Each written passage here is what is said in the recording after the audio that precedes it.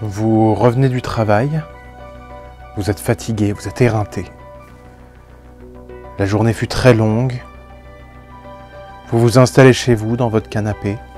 Lentement, vous sombrez dans le sommeil, dans le repos. Mais quand vous vous réveillez, vous n'êtes plus chez vous. Qu'est-ce qui a bien pu se passer? Et surtout, où est-ce que vous êtes? Est-ce que vous êtes prêt pour une nouvelle histoire au coin du feu?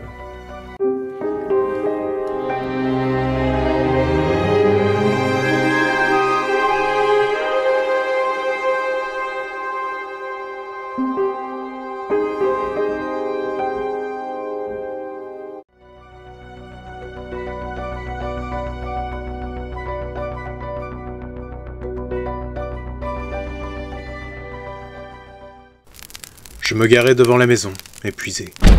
La journée avait été particulièrement longue et difficile. J'avais en plus été pris dans les bouchons au moment de rentrer. J'avais vraiment passé une journée des plus détestables. J'étais fatigué et je ne pensais qu'à une chose, mon canapé. Je rentrais, je retirais mes chaussures, je me servais un grand verre d'eau fraîche, puis je m'installais dans mon canapé avec une série à regarder.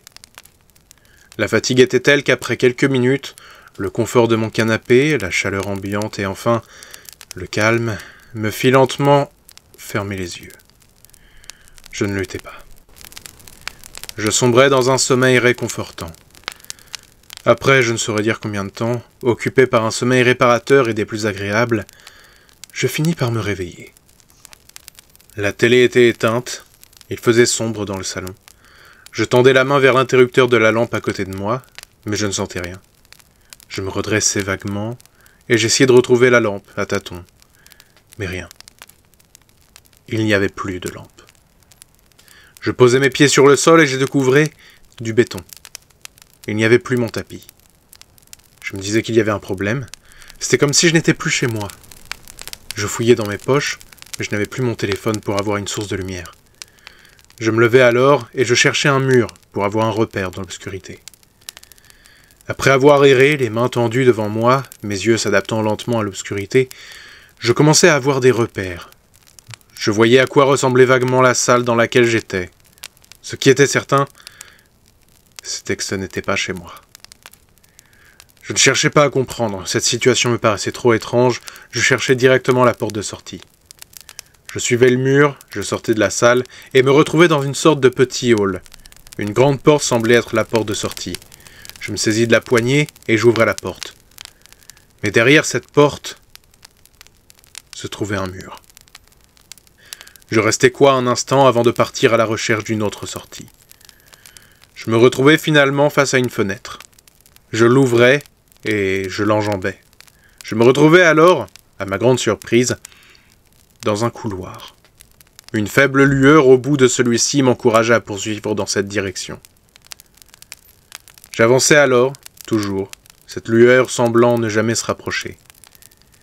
Je commençais à douter de ce que je voyais, de mes mouvements, des murs m'entourant, de tout ce qui se passait. Je marchais seul dans ce couloir pendant ce qui me parut être des heures, quand, finalement, je chutais et atterrissais dans le salon que j'avais quitté. La seule différence était qu'il y avait de la lumière. J'observais autour de moi.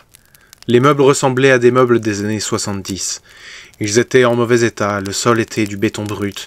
Au mur, le papier peint jaune était très abîmé. Je contournais le canapé et je réfléchissais à si je repassais par la fenêtre ou si je réessayais la porte. C'est alors qu'un bruit venant de ma gauche attira mon attention. Je tournai la tête quand je vis, par l'ouverture d'une porte donnant sur une cuisine, une grande main saisir le dessus du cadran de la porte. Puis, semblant se baisser pour rentrer dans le cadre, une tête apparut à côté, avec un sourire gigantesque et figé. Je ne savais quoi faire. J'étais sous le choc. Je ne comprenais pas ce que je voyais. Je me mis à me dire que je devais me réveiller de ce cauchemar. Je devais faire quelque chose contre ça. Mais il restait là, à m'observer, son physique grotesque et effrayant. Je décidai de me précipiter vers la porte. J'arrivai dans le hall et je me saisis de la poignée. J'ouvrais la porte à la volée et je me retrouvai face à 2 jambes gigantesques. Je levai lentement la tête et je me retrouvai face à face avec un monstre souriant.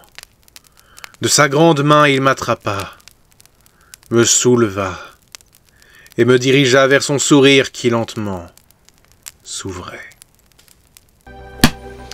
Eh bien,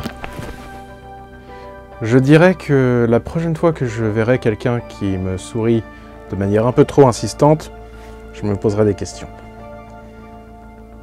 Je me demande, je sais pas pour vous, mais moi je me demande où est-ce qu'il a bien pu se retrouver. Est-ce que c'est un autre endroit? Est-ce que c'est une sorte de dimension parallèle?